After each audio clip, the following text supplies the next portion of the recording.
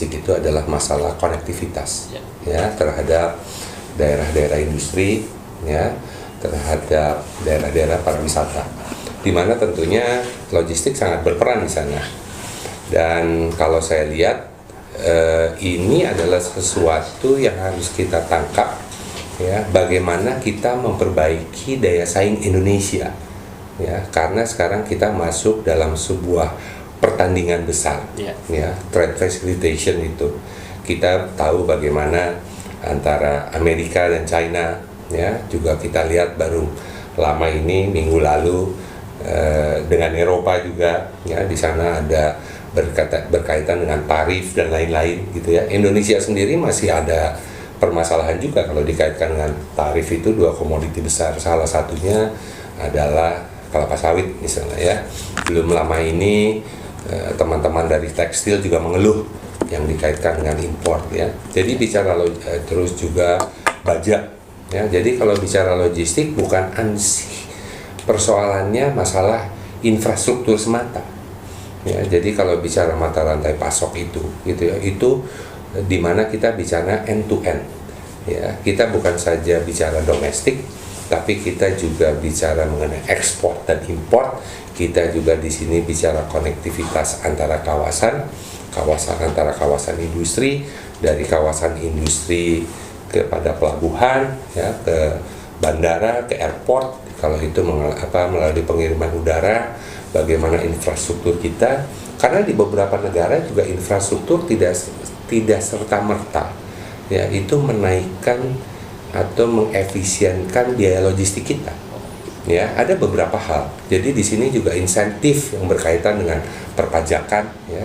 Karena intinya dari semua ini kan kita berharap akan banyak investasi masuk ke Indonesia. Karena dari apa yang disampaikan oleh Presiden itu kan kita ingin tahun 2045 ini kita menjadi champion gitu ya.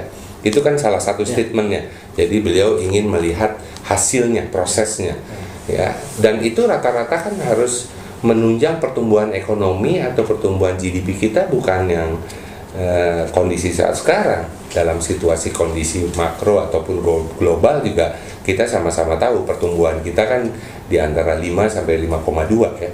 Nah, untuk mencapai itu kita harus di atas 7. Nah, ini kan bukan persoalan mudah. Jadi kita satu bicara mengenai infrastruktur, kedua kita bicara konektivitas, yang ketiga bagaimana logistik kita menjadi lebih efisien dan lebih efektif.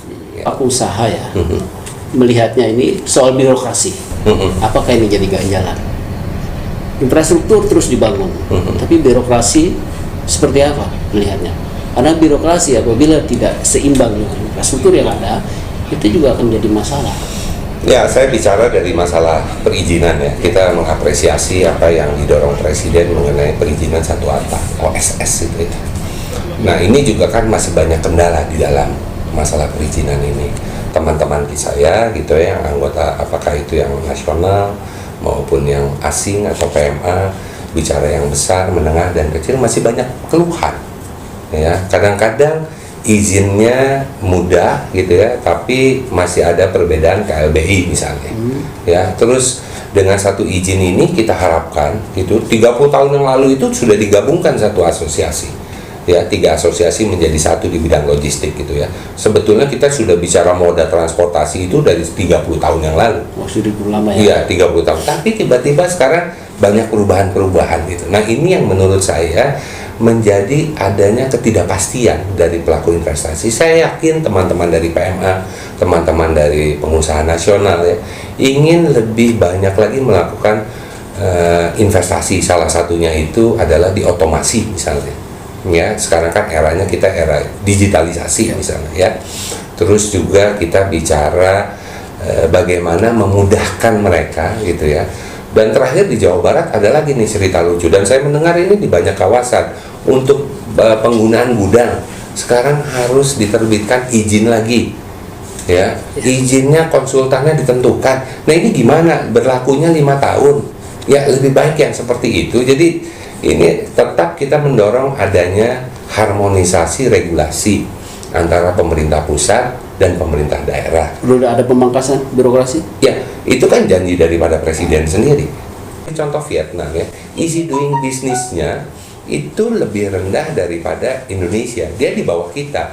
Tapi kita tahu betul kemarin banyak pelaku usaha yang selama ini beroperasi atau memproduksinya di Cina kok bisa pindah ke Vietnam. Padahal easy doing bisnisnya dia di bawah kita. Artinya apa? Artinya ada insentif-insentif ya, intensif yang diberikan oleh pemerintah yang menarik mereka untuk masuk di Vietnam. Ya, dan terbukti kan ekspornya. Nah, kita banyak ekspor raw material, mereka banyak ekspor barang jadi. Tentunya dari sisi value-nya juga berbeda. Nah, kita berharap kan bagaimana industri otomotif kita berkembang, ya, bagaimana industri elektronik kita berkembang, furniture kita berkembang, ya, terus juga tekstil kita berkembang, gitu ya. Bukan hanya pasar domestik, tapi bagaimana kita mendorong produk-produk ini ekspor. Ya, misalnya ada satu jenis industri musik misalnya ya, yang bahan bakunya berbahan kayu misalnya ya, tenaga kerjanya lebih dari 12.000. Yang mereka keluhkan untuk bahan bakunya itu tingkat 2, tingkat 1, kementerian, lingkungan hidup. Nah, ini kan semua mereka semua melihat gitu loh. Nah, ini yang mesti kita dorong gitu loh. Ya, kita ingin daya saing negara ini jauh lebih baik dari yang kemarin. Kalau mengenai angka-angkanya semua sudah ada kok. Ya, dengan mudah kita bisa baca. Ya, bagaimana Thailand sukses dengan industri otomotif ya, ekspornya. Ya, bahkan ekspornya itu 2-3 kali bahkan ya dari ekspornya Indonesia dari sisi industri otomotif. Ya, karena sekarang itu banyak brand, saya nggak mau nyebut brandnya ya, namanya ya. Tapi industri otomotif itu bersaing bukan dengan brand lain, tapi mereka bersaing dengan brand yang sama, gitu lah. Dan logistik itu menjadi salah satu indikator mereka untuk melakukan investasi, walaupun ada indikator lainnya tentunya, gitu, seperti itu. Kita tahu bahwa di ASEAN kan Indonesia masih jauh, ya, dari biaya logistik kita masih jauh. Mungkin karena itu juga kita agak sulit bersaing. Kita sebetulnya kalau bicara Logistic Performance Index ya, 2016 posisi kita itu di urutan 64 ya. 2018 posisi kita itu 46. Tapi di ASEAN yang sebelumnya kita nomor 4, kita nomor 5 ya kan. Tapi gap antara saya melihat bagaimana Vietnam dari urutan nomor 5 ke nomor 3 misalnya, bagaimana Thailand dari nomor 3, nomor 2, Malaysia nomor 2 ke nomor 4. Jadi posisi ranking yang berkaitan dengan Logistic Performance Index ini sangat dinamis dan persepsi ini ya. Tentunya kita ingin ya Indonesia masuk di 30 besar dunia. Kalau kita ingin masuk di 30 besar dunia ya, kita harus masuk 3 besar di ASEAN ya. Sekarang berapa? Kita nomor 5 ya, kita sekarang nomor 5 ya. Dari awal saya sudah tahu bahwa dari sisi biaya logistik gitu kan, setelah kami melakukan studi ke beberapa negara lain, kita lihat ternyata mereka memang lebih baik gitu ya, dibarengi dengan beberapa gitu kan ya. Jadi logistik itu bukan satu-satunya.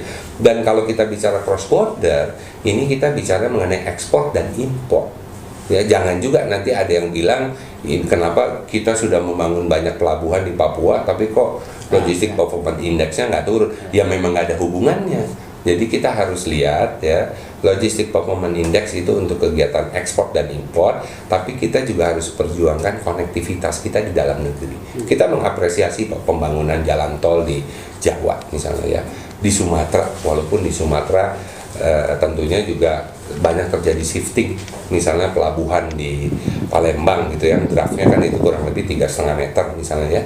Terus akhirnya mereka banyak juga move ke Lampung misalnya, yang sebelumnya melalui darat ditempuh 12 jam, sekarang hanya butuh waktu 4-5 jam. Nah, ini akan shifting. Dulu angkutan udara yang ke wilayah Jawa Tengah, Solo, Semarang, Jogja, yang sebelumnya itu mempergunakan udara, sekarang banyak mempergunakan juga kendaraan gitu. Nah, ini yang perlu kita lihat.